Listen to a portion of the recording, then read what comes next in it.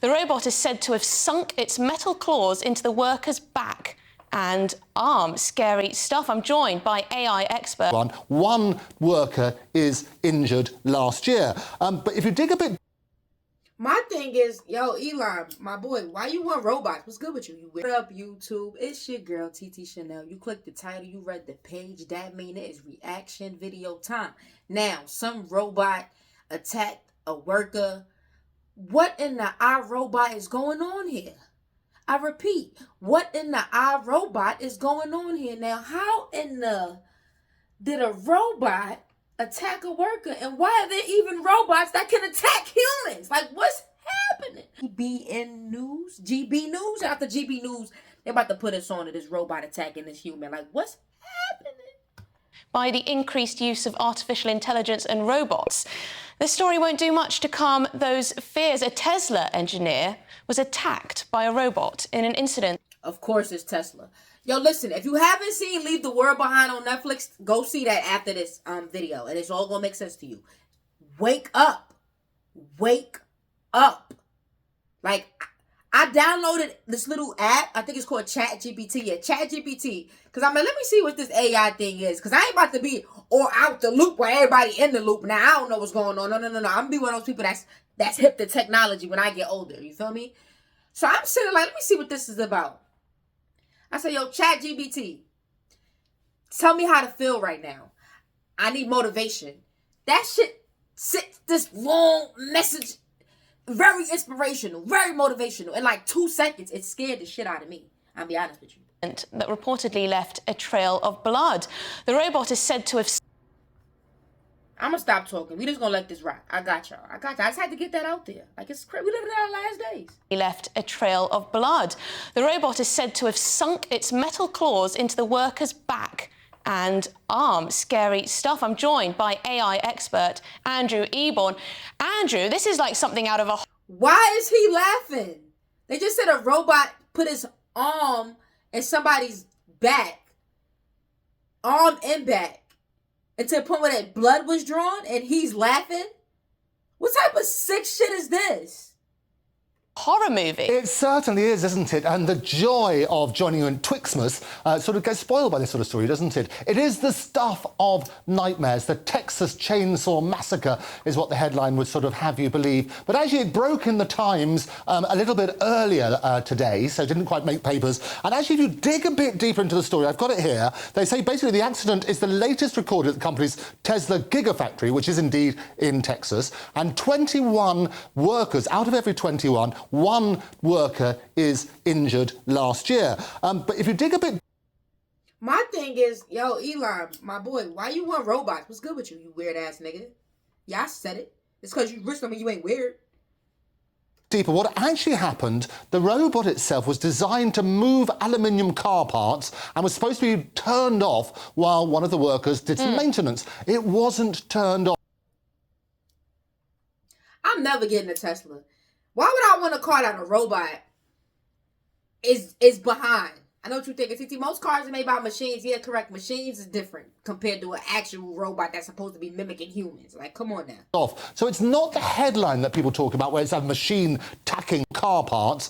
One worker is injured last year. But if you dig a bit deeper, what actually happened, the robot itself was designed to move aluminium car parts and was supposed to be turned off while one of the workers did some maintenance. It wasn't turned off. So it's not the headline that people talk about where it's a machine tacking the worker.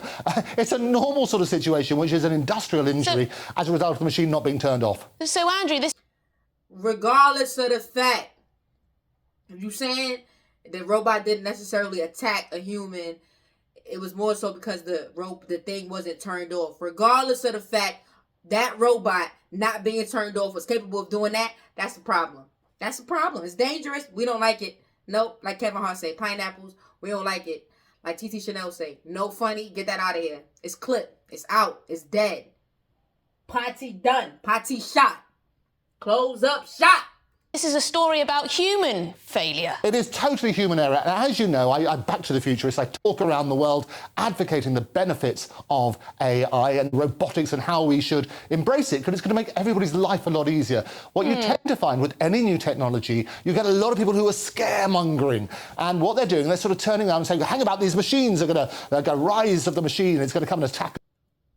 What in the iRobot? Nah. I'm about to watch iRobot again so I can get prepared for this. We got to go back to those old movies so we can get prepared for this. Robots soon taking over. We got to get prepared. And get rid of all our jobs. Well, certainly, I mean, Goldman Sachs said about 300 million of our jobs will be lost to AI. But at the same time, Y'all heard that? 300 million people will be affected. Or they will lose their job because of AI. Keep that. Listen to this. Y'all better learn how to use it. If you can't beat them, join them. there are tremendous benefits. I always basically say that AI, if you like, it's our greatest human achievement, but also potentially the biggest existential threat. But what we need to do is put the facts, do a little bit more light, shine light and less heat, I say, on the story. So this is not a story about AI turning bad. It's about human error. But hang on, Andrew. Now, I'm not going to say it keeps me up at night, because that would be exaggerating, but I do worry sometimes about AI, because these robots, do they not learn exponentially? They learn in a different way than us. Aren't they already more clever than we are? Oh, without doubt. ChatGPT, which... I just told y'all that. Listen to this. He about to tell you about ChatGPT. The app is scary. Listen to this.